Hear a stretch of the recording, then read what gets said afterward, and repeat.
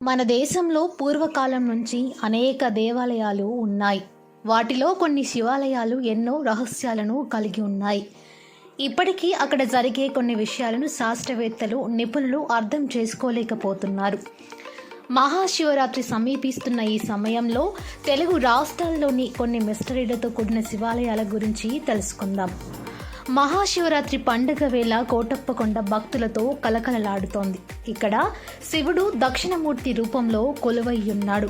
ఓ కొండలో ఓ విశేషం ఉంది. ఇక్కడ ఒక కాకి కూడా కనిపించదు. మీరు ఎక్కడికైనా వెళ్ళినా కాకులుంటాయి, కానీ కోటప్పకొండ ప్రాంతంలో ఒక్క కాకి కూడా కనిపించదు. ఇంకో ప్రత్యేకత ఏంటంటే, మీరు ఈ కొండను ఏ దిశ నుంచి చూసినా 3 శిఖరాలు కనిపిస్తాయి. వాటిని బ్రహ్మ, విష్ణు, మహేశ్వరులుగా భావిస్తారు. అందుకే ఈ కొండను త్రికుటేశ్వర క్షేత్రంగా పిలుస్తారు. కోటప్పకొండ క్షేత్రంలో శివుడు బ్రహ్మచారి స్వరూపంలో ఉండటంతో అక్కడ అమ్మవారి ఆలయం ఉండదు. అదే కారణంగా ఈ దేవాలయంలో పెళ్లిళ్లు జరగవు. జాతకంలో గురుబలం పెంచుకోవాలనుకునేవారు ఇక్కడ పూజలు చేస్తారు. ఈ ఆలయం ఆంధ్రప్రదేశ్లోని గుంటూరు జిల్లా నరసరావుపేట మండలం ఎల్లమంద గ్రామం వద్ద ఉంది.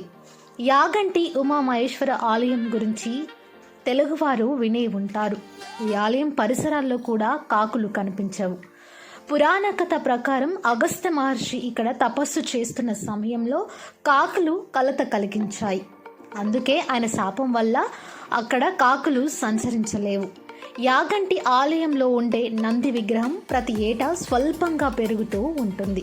దీని వెనుక గల రహస్యాన్ని ఇప్పటికీ శాస్త్రవేత్తలు కనిపెట్టలేకపోతున్నారు. కాలజ్ఞానం ప్రకారం కలియుగాంతంలో ఈ నంది విగ్రహం ప్రాణం పొంది ముందుకు కదిలిపోతుందని చెబుతారు. ఈ ఆలయం కర్నూలు జిల్లా బనగనపల్లె మండలంలో ఉంది. తెలంగాణలోని నల్గొండలో ఉన్న ఛాయా సోమేశ్వర ఆలయంలో ఓ విశేషం ఉంది. ఈ ఆలయంలోని శివలింగం వెనుక ఎల్లప్పుడూ నీడ కనిపిస్తుంది. దీని వెనుక శాస్త్రీయ కారణం ఏమిటో ఇప్పటికీ అర్థం కాలేదు. నల్లమల్ల అడవుల్లో మహర్షులు తపస్సు చేసిన ప్రదేశంలో ఉమామహేశ్వర ఆలయం ఉంది. ఈ ప్రాంతంలో నీరు ఎప్పుడూ చల్లగా ఉంటుంది. అంతేకాదు, ఏ కాలంలోనైనా 365 రోజులు నిరంతరంగా నీరు ప్రవహిస్తూనే ఉంటుంది.